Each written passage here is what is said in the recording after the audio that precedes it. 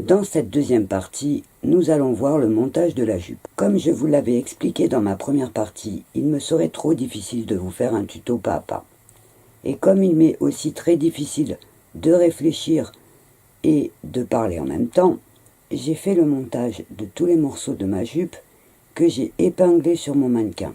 Donc je vais vous montrer pièce par pièce pour que vous puissiez vous rendre compte des différents morceaux. Et je vais maintenant vous l'expliquer point par point. Je vais vous montrer un par un toutes les pièces que j'ai mises pour que vous voyez bien comment j'ai travaillé. Donc en premier, j'ai mis des panneaux de chaque côté avec un tissu noir. Vous voyez, donc le panneau est épinglé une partie du devant jusqu'à un petit bout du dos. Sur ce, j'ai rajouté un bout de jupe en lin que j'ai récupéré sur une grande robe et à laquelle j'ai rajouté une petite bande pour pouvoir avoir la bonne longueur.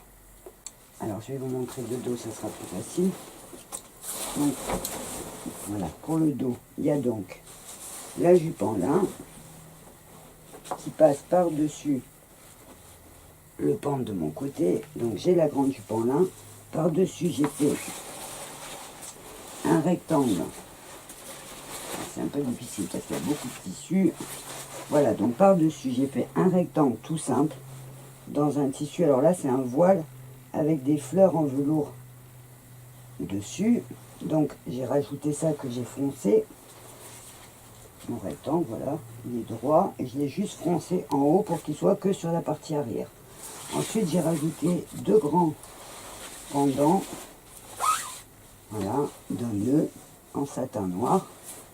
Et j'ai rajouté cette partie que j'ai récupérée sur une robe parce que le travail était super joli en bas. Voyez. Alors après, je vous montrerai en gros plan. Donc, j'ai mis ça. Alors, vous voyez, pour l'instant, c'est juste épinglé. J'ai des morceaux qui dépassent, comme là, que je vais plier, que je vais coudre et que je couperai après. Donc, en fait, je fais vraiment un montage avec les épingles.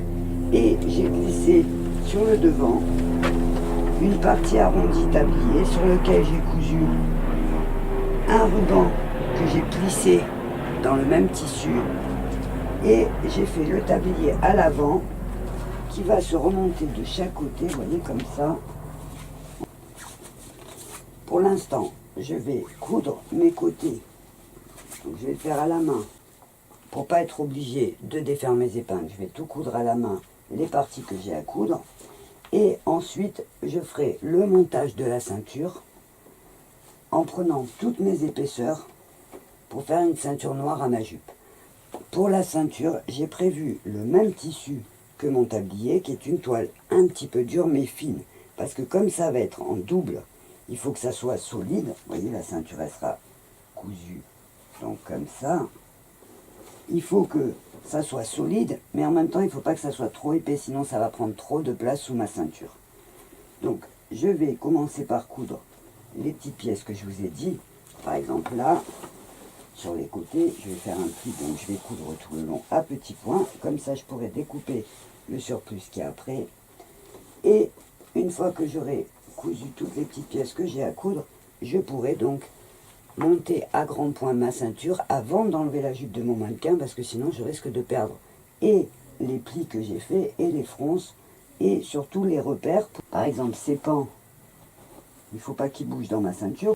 Quand je vais remettre ma jupe noire sur ma jupe, qu'il soit toujours à la bonne distance, que j'en ai pas un qui soit trop loin. Donc je vais faire toutes mes coutures à la main.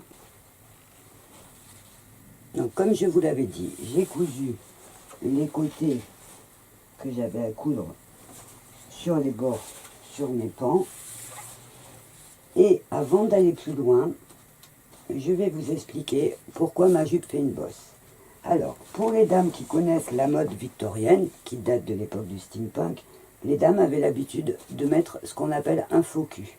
Alors, le vrai faux cul, normalement, c'est comme une armature avec des fils de fer qui descendent, mais comme c'est pas très confortable, moi, je fais mon petit faux cul avec juste un coussin. Donc, je fais un petit coussin rond, comme une demi-lune, que j'attache, pareil, par une ceinture et un velcro, sous ma jupe. Alors je mets le cerceau et le faux cul par-dessus. Le cerceau, c'est juste parce que comme il y a beaucoup de tissu, ça risque de s'écraser et la jupe aurait été beaucoup moins jolie. Donc au niveau du faux cul, ça va me donner du volume à ma jupe derrière. Donc comme je vous ai dit tout à l'heure, j'ai les deux pendants du nœud. Et ce que je vais faire, là, je vais monter la ceinture, mais au moment où je porterai ma jupe, en fait, je vais remonter ces deux côtés qui viendront se coincer ici. Vous voyez? Voilà. Donc ça viendra se coincer sur ma taille pour faire une plus jolie décoration et ça fera donc revenir les pans du côté. Donc l'arrière de la jupe finira comme ça. Donc maintenant, comme je vous ai dit tout à l'heure, donc je vais prendre ma ceinture et je vais faire tout le montage à la main pour accrocher tous les tissus. Donc là, il y a des endroits où j'ai 4 épaisseurs, 5 épaisseurs. Donc je vais accrocher tout avant de la décrocher de mon mannequin sur ma ceinture à gros points à la main pour que je puisse ensuite la sortir et piquer à la machine.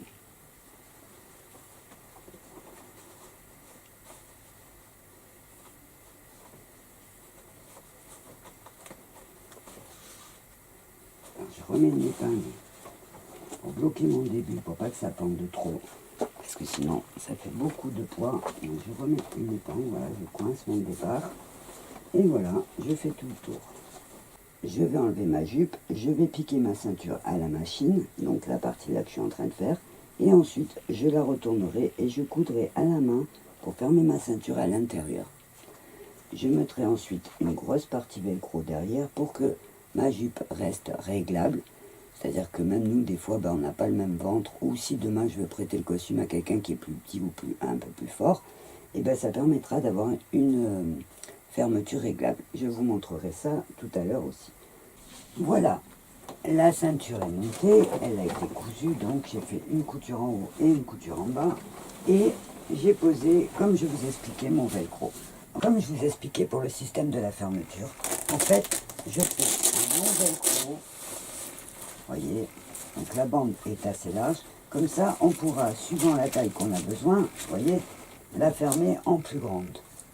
Donc là, sur mon mannequin, je serre au maximum, donc le velcro se croise, ce qui fait disparaître mon trou. Voyez, le trou, on ne peut plus voir le jupon blanc en dessous, puisqu'en fait, la fermeture se croise. Quand j'ai enfilé la robe sur le mannequin, la jupe, en fait, tout s'est mis dans le désordre, voyez. Il y a les tissus qui sont écartés. Donc, ce qu'il va falloir faire à chaque fois qu'on s'habille, c'est pour ça que c'est un peu long de s'habiller, c'est qu'il faut remettre les tissus à leur place. C'est-à-dire que celui-là, on va le mettre sur le côté. On va faire venir le lin à sa place. Voilà. On met le tissu noir derrière. On fait descendre celui. Alors, il faut se repérer. En fait, on regarde par couche. Donc, on met en place son tissu noir et hop, voilà, là ma jupe elle est placée. J'aurai après un système d'attache pour faire remonter ça sur les côtés. Vous voyez, ça va remonter comme ça, et à l'arrière il faudra que je mette une petite pression pour qu'une fois que j'ai enfilé sur moi, je puisse remonter. Donc comme je vous disais tout à l'heure, le petit ruban, je vais l'accrocher là pour qu'en fait ça revienne sur l'arrière de ma jupe. À cette étape, on va dire que le jupon et la jupe sont finis. Comme je vous ai dit pour le jupon, on va dire que c'est la grosse partie qui est finie et il y aura peut-être des retouches plus tard, une fois que le costume va avancer. Mais pour l'instant, en fait, le système, c'est un peu de travailler, comme on dirait dans le bâtiment, le gros œuvre. Donc, on a fait le jupon, on a fait la jupe. Je vais faire mon serre-taille. Je vais faire ma petite veste du haut avec les manches à la pirate. Et c'est après, une fois que je vais commencer les accessoires, donc les ceintures, tout ça, que je vais voir s'il y a des choses qui gênent, s'il y a des choses à rectifier. Mais pour l'instant, voilà, on va dire qu'on est dans la partie gros œuvre du costume. Alors, à savoir que le costume sera beau pour les dames qui aiment la couture ou les personnes qui vont faire attention au travail qu'il y a sur le costume. Mais pour l'instant, il a le style steampunk, il a le côté féminin, mais on va dire qu'il n'a rien de Jack Sparrow. Donc c'est dans les détails que je vais travailler justement pour rejoindre après son style. Et il va falloir que je regarde donc à travailler sur les boucles des ceintures. Alors moi je vais garder quand même le système du serre-taille pour garder le côté féminin et pour rester dans le steampunk. Comme je vous le disais dans ma première partie, j'ai pas fait de croquis. Et quand je fais un costume, en fait, je fais les parties au fur et à mesure, mais j'ai des fois des nouvelles idées où je change d'idée de départ parce qu'on se rend compte sur le mannequin de ce que ça va donner.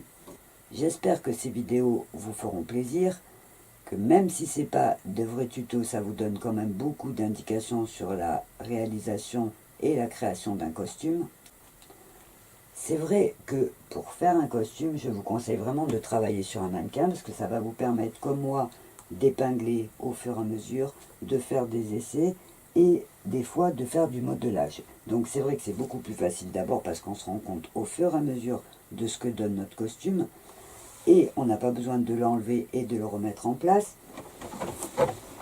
C'est vrai que par exemple pour une jupe comme ça serait carrément impossible de travailler à plat et de se rendre compte de ce que ça va donner. Alors que là, en épinglant, on se rend compte tout de suite des pièces où elles sont, si ça nous plaît ou pas. Donc c'est d'abord un gain de temps, mais c'est surtout la possibilité de créer au fur et à mesure. Alors je sais que pas tout le monde a les moyens d'avoir un mannequin. Il y a beaucoup de dames aujourd'hui qui en parlent sur les forums de couture. Alors moi je vous conseille de regarder quand même sur les petites annonces, que ce soit Le Bon Coin ou les sites comme ça, parce qu'il y a aussi beaucoup de dames qui achètent des mannequins ou à qui on offre des mannequins et qui s'en servent pas et qui leur revendent des fois un prix intéressant. Donc c'est une piste à suivre. Voilà, voilà. Vous pouvez peut-être aussi voir autour de vous, quand vous n'avez qu'un seul costume à faire ou que c'est la première fois, à vous faire d'abord prêter un mannequin pour essayer d'y travailler dessus et voir si vous vous sentez à l'aise et si ça vous plaît. Donc je vais m'arrêter là pour cette deuxième partie et je vous donne rendez-vous dans la troisième partie